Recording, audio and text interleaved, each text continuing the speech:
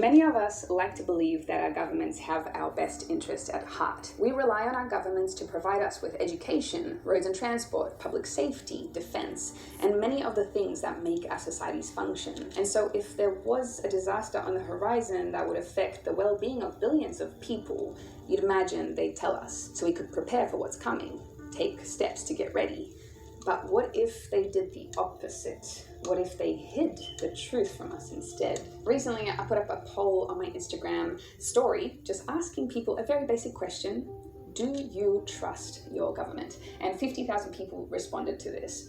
Overwhelmingly, the majority said no. Over 80% of people said no, they didn't trust their government, which left less than 1 in 5 people saying that they did. Now, if you're one of those 1 in 5 that does, chances are by the end of this video, you might be questioning your stance a little bit, because I will be revealing in this video the financial lies and manipulations that are being told to us in order to keep us in the dark about our economy. Manipulation that could be misleading billions of people to believe the illusion that things might be okay when really they might not be. Things like that we might potentially be on the verge of a huge economic collapse, the biggest one in a century. So strap yourself in, because we're going to go for a ride, and stick around to the end where I share with you things that I'm doing myself to prepare. So let's get into it. But before we do, we have an amazing newsletter. During the 1970s, most of the Western world was hit by serious inflation. This was a result of an energy crisis and the US dollar no longer being linked to the value of gold and many other factors. The end result was massive inflation and the cost of goods and services going up for just about everybody. In the United States, inflation hit its peak in 1974 when it rose above 11%.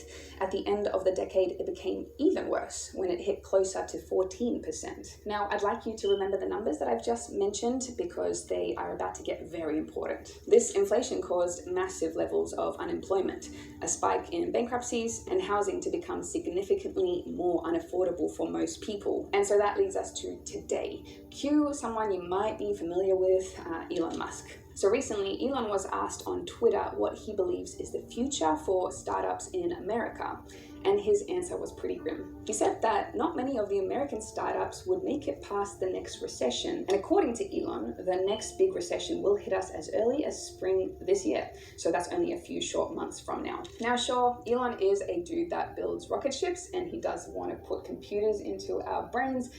However, we cannot forget that one of the first businesses he ever had was PayPal, which is in the financial services business. So I wouldn't necessarily say he's the most equipped to give answers about this. However, I would say that he probably has some sort of a unique view of the financial sector, so I do think that he's more qualified to talk about this than 90% of us. But even so, he's received a lot of criticism about his prediction. People think that even though inflation is high, it's nowhere near the 1970s level, and that we shouldn't be too worried at all. Well, this is where the big financial lie comes in. The big lie. Just last year, it was announced that inflation had hit 6.2% in the United States, with much of the West not far behind. 6.2% doesn't sound like a big number, but it is the highest level of inflation we've seen in 31 years. Now, I'm not going to talk about this part too much in this video. However, if you want to know more about inflation and how just 6.2% can actually be quite scary, I've done a video on this previously. There is a link in the description. But here is the thing. Inflation isn't actually at 6.2%. It's much higher than that.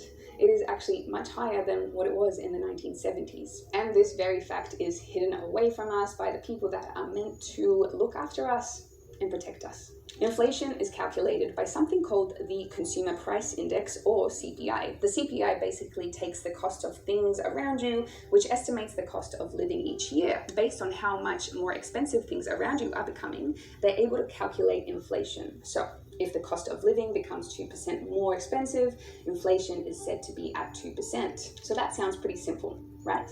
But what if they wanted to manipulate the figures of inflation?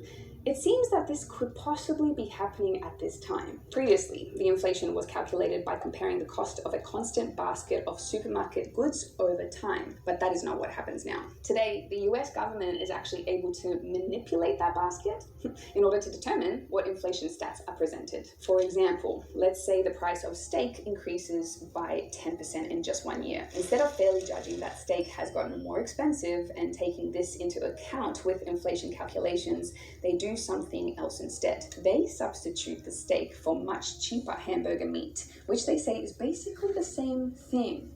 But it's not, and they do this with all sorts of items to keep inflation numbers low. It's pretty insane how far this manipulation of data goes. So let's talk about one that we all could probably agree on: real estate, that it's gone up drastically in the last couple of years. You would imagine that the inflation rate around housing is based on real data and the actual increase of house and rent prices. Well, it used to be, but today it isn't. Instead of adding the increase of house prices, the government uses something called owner equivalent rent. This is a fancy way of saying that they just ask a few homeowners what they think they could rent their house out for and use that number. Instead of hard facts, their calculation is basically made up of opinions instead. So while the housing market in America has gotten around 15 to 16% more expensive over the last years, according to data, the government says no. They say it's only 3.9%. So it's basically like a group of scientists measuring how fast light travels. But instead of using the hard data that they find, they will ask Bob, just random Bob, and say, hey mate, how fast do you think that the light travels? And they base their expertise, the numbers, off that figure. Yeah. But what happens if we ignore this manipulation and instead use old ways of calculating interest? Many prominent figures online have been heavily suggesting that governments, the US in particular, should consistently measure inflation. And if we do measure it consistently, inflation right now is actually closer to 15%, not the 6.2% that we've been told. What this means is that we could be potentially on the verge of one of the biggest financial collapses of our generation, a collapse so devastating that it could end up in food shortages, skyrocketing debt, and so much more. But not everybody is agreeing that things are actually this bad. Outlets like Vox would like you to believe that this time things are going to be different, that there's no way that what we're seeing now could be anything like the 1970s. Personally though, I wouldn't trust a media outlet that's sponsored by Goldman Sachs, the bank that almost bankrupted the planet during the 2008 economic crisis, the bank that potentially intentionally misled investors so they could profit from that collapse. So for me, it does feel like something might be on the horizon, and because of that, I want to be prepared. Now, before I give you some examples of